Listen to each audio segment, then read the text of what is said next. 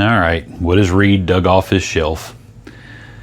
This piece of history right here is this guy's granddad. I'm introducing y'all guys to the Garrett T-1107. Possibly the first aftermarket available performance turbo from Garrett. Let's dive in. All right, I'm gonna move the expensive one out of the way for just a second.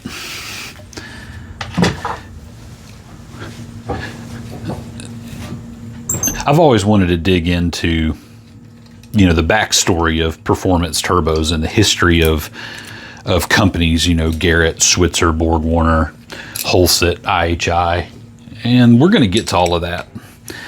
But this right here, this turbo sitting on this workbench right now is really, really pretty cool. I'm going to pull it apart, and before I get into everything about its background, we'll just get it broken down to the lowest common denominator of what y'all guys want to see anyway, the compressor wheel and the exhaust wheel and the housings. I picked up this turbo quite some time ago for a personal project. As y'all guys get to know me, you'll figure out that I like all the new stuff, but I really, really like the old stuff too. So this old unit is going to get repurposed into something hopefully exciting for y'all guys to watch and to learn about. See if I can find all my tools I need here to get this thing apart. I was totally unprepared. I was sitting there on the way to work this morning and I was like, I am going to do a video today on this.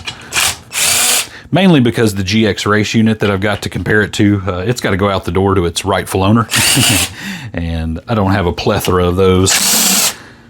And it was the newest thing I had sitting on the shelf.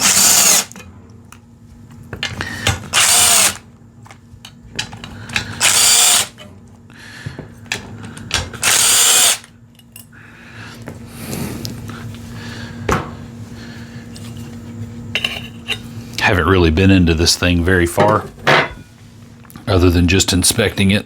It's been sitting on a shelf for quite some time, as you can tell. And it's going to get my hands all dirty, so I'm going to have to pause to wash. But let's see, make sure I got y'all guys in the shot as I sit here rambling.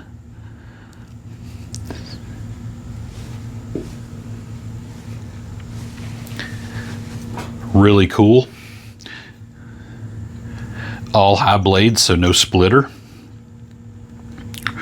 Is this the first GTX? Possibly. Turbine wheel. It is a mixed flow design, so we'll get into some of that tech in the future, but what is new was once old, and what is old is now new. That's the moral of just about everything in the turbo world. But anyway, let me readjust the camera one more time, and then I'm going to go into some of the backstory on this unit. Go clean up my paws real quick. I'll be right back. All right, so the T11 series turbo. This originated back in the early 60s, maybe the late 50s. And it was originally built for a diesel engine company by the name of Murphy Diesel. Murphy was building mainly stationary diesel engines that were for the oil field industry. And this turbo was specifically built as a broad range application for them. Now, this is all from as much history as I can dig up and a little bit of word of mouth. So what made this turbo truly unique is that it was semi-customizable. There was a T11 05, an 06, and an 07, and the customizable part of it was this. It was the turbine housing. Mainly the AR ratio. So the T-1105 would have the smallest turbine housing AR, which was a 0.88 at the time. The T-1106 jumped up to a 1.0, and then this is a T-1107, which is a 1.32. So what this allowed Garrett to do was offer a catalog of turbos that would suit a couple of different applications for Murphy. Why is this important? Well, up until then, Garrett had just built turbos specifically for each given engine. And that meant that their R&D team did all of the work on, sizing the AR, the compressor wheel, the turbine wheel, everything. But in the case of what I've found out with Murphy is that Garrett just said, we're going to accommodate you with 3 turbine housings, and you can then design your engine package around that. So this is a little bit of a milestone that all of a sudden in a catalog was the availability of a turbo that was semi-customizable. I'm going to go into a breakdown video of this turbo in the near future because, like I said, it has a special place here in the shop for a project, but I wanted to go over a couple of its features. First and foremost, we've already covered the optional turbine housing ARs. But the compressor wheel, as you notice, is an all-plus blade design, meaning there's no splitters. And while a lot of people think the GTX turbo started this fad, and it did, arguably, in the performance world as we know it, but this technology has been around for quite some time. You'll see this style radial compressor or centrifugal compressor prominently in Ray J and some early Garretts. Mitsubishi carried them over as well into modern times, and but I thought it was really cool that when I got this turbo, because I kind of bought it sight unseen, that it had this design compressor wheel. I was like, well, great, I'm gonna grab some new GTX stuff and lay beside it so y'all guys can see it. The turbo also has a mixed flow turbine wheel, which in some of our future videos we'll go over, but this is a attribute of the wheel that allows for, especially in twin entry applications or twin scroll applications, 2 distinct flow paths of impact against the turbine wheel to help with its efficiency and its aero. The turbine wheel is in Cannell, which is really cool. That was a crazy super alloy back in the day, and I didn't grab the measurements beforehand on, of course, but if I remember right, I think this thing's like a 6770 something. So, man, it's bigger than I thought. So yeah, we roughly got a 75 millimeter X-Deucer turbine wheel, and the compressor wheel is, I believe it was right at 67. Yeah, well, 68.4. So my memory wasn't too far off there. These fed relatively large diesel engines that were stationary engines, like for water pumps or mining equipment, oil pumps, oil rigs, oil derricks, whatever you want to call them. And they had to run for a long time unsupervised, out in the middle of an Oklahoma, cornfield somewhere, was this lone engine just singing its tune and powering the equipment around it. So they were very robust, very reliable, and this turbo later morphed into the TH08 series turbos, and we'll go into one of those in the near future, but that's like your birth of the high performance turbo as we know it. That turbo went to Indy. It helped Offenhauser dominate the Indy ranks in the early turbocharged era, and really shaped the future for motorsports turbos as we kind of know it. The compressor cover is very unique.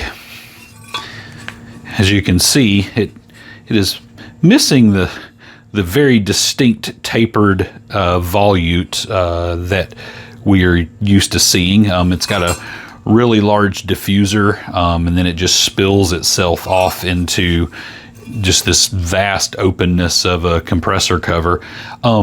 These were very low pressure ratio turbos. They did not, Mr. S300 clamp found his way in there somehow.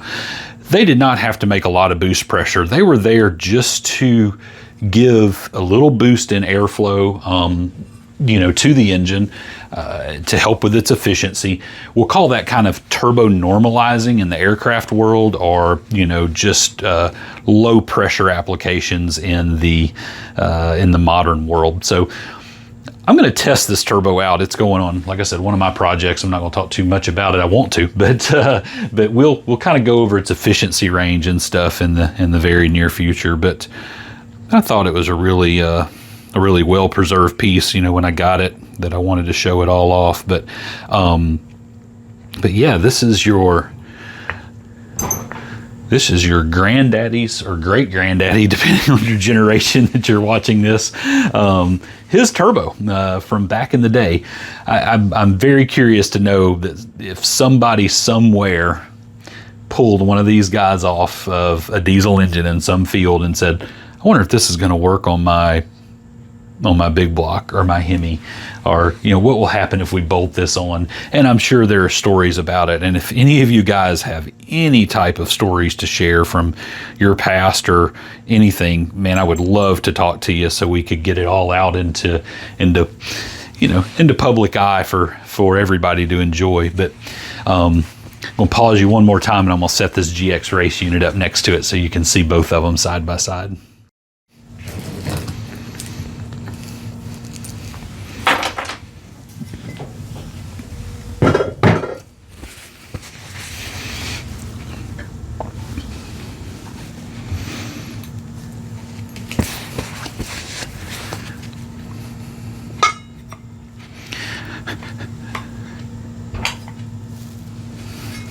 But you can see what I was talking about, or maybe it'll translate well. The typical nozzle, or the torus of the compressor cover, is vastly different on modern turbos compared to the older one.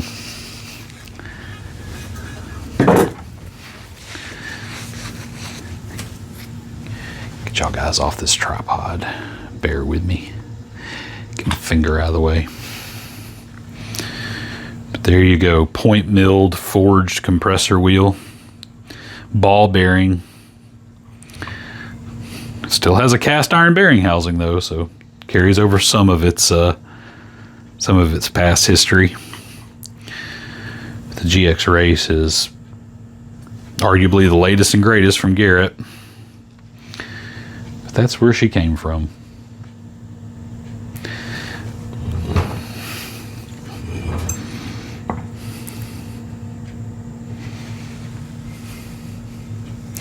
The US Garrett G series coming up next.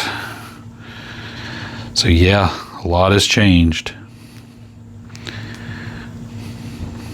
But when you get down to it, they're still the same. Lots more coming for y'all guys soon, guys.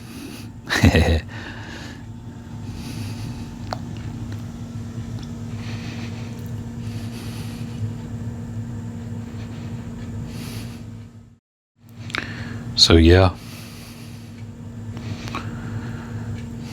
like I said, they're worlds apart, but essentially the same. I appreciate y'all guys checking this out. I hope you enjoy some of my excitement of old stuff and new stuff. We've got much, much more coming. Y'all guys have a good one.